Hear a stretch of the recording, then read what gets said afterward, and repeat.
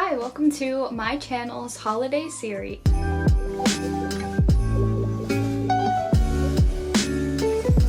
In this series, I'm going to be showing you tons of resin ideas that you can either make for a loved one during the holidays, or you can use these as ideas to sell in your personal resin shop. Each video will be an in-depth tutorial with all of the supplies linked in the description, and I have very carefully chosen items that I know sell really well and make great gift ideas. Subscribe and turn on the bell if you don't want to miss a single video in this series, and don't forget to leave a like if you enjoy it. Lastly, all of these items I make in these videos will be for sale on my website, www.megdionart.com.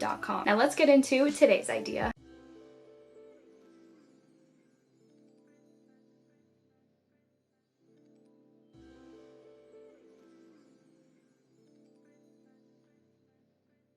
Welcome to yet another holiday series video. So the first thing I do for this project is why am I doing that so aggressively? This video is not sped up. That's actually how I'm doing it. Okay, well, I clean my molds by taking some tape and just apparently doing this, and it kind of just helps to get like dust and dirt out of it before you pour. And there I just mix my resin and then pour it into the mold. Look at that, my silicone bowl. I have switched to entirely silicone material so that I am not producing any more plastic waste, which I'm really happy about. And I switched to all sustainable packaging, which I'm going to talk about in another video.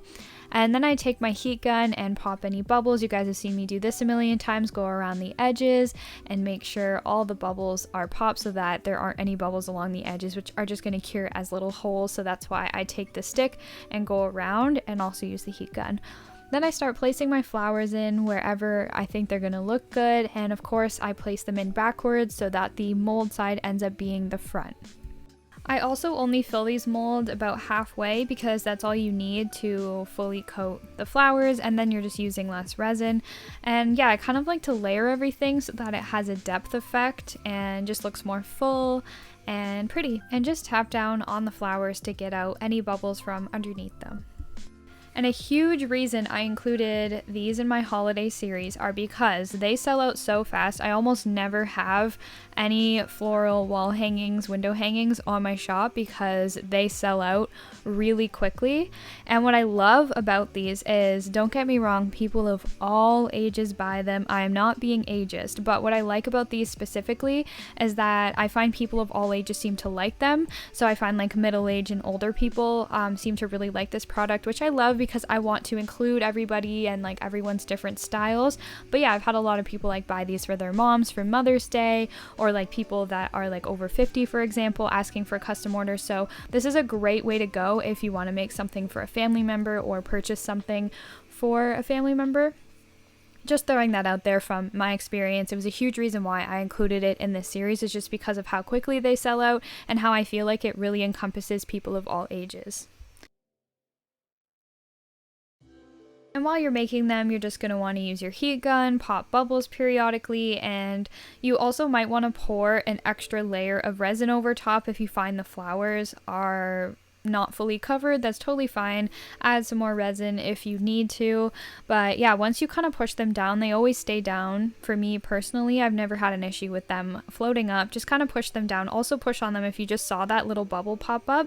Sometimes if you don't push on them, the bubbles will cure underneath the flower. So just make sure you're kind of like getting every little area of the flower. That way the bubbles are coming out. 24 hours later, you can take them out of the mold like I am here. I also made one with just plants to try and include people's different styles if you're not into flowers. And then I just sand the back of them, just that little back part, not the sides or anything like that, just to make it nice and smooth. And that sandpaper brick has seen better days. I should really get a new one. There's a giant hole in that, I'm just realizing. All right, so I just repeat that process for all the rest of them. This is my electric drill. It is Black & Decker. I kind of just guess where I want the eye pins to go.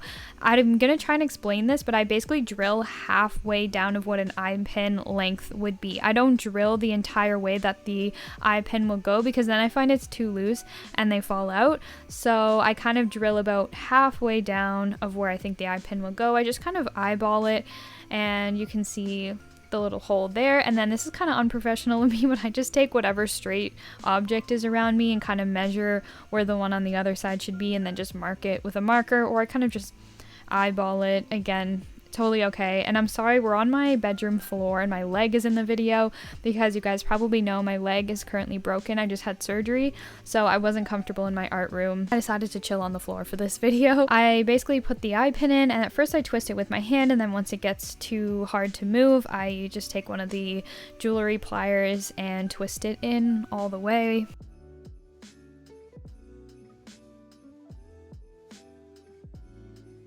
And then I get my silver chain out. I just cut it where I want it because it's a really thin chain.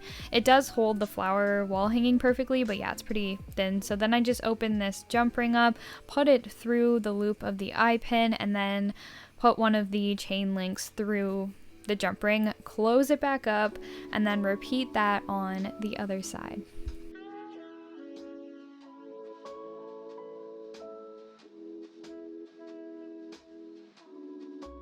And there we have it, the finished products. I also got this rose gold chain. I got rose gold eye pins, jump rings, and chain so I could include it on these pink floral wall hangings, which I love. If you enjoyed this video and found it helpful, don't forget to leave me a like and subscribe if you're new. Also, leave me a comment and let me know which of these 4 is your personal favorite. I'd have to go with maybe the pink and purple one. And just a reminder that all of these are currently for sale on my shop as I'm posting this video, www.megdionart.com. Thank you for watching, and I hope to see you in my next video. Bye!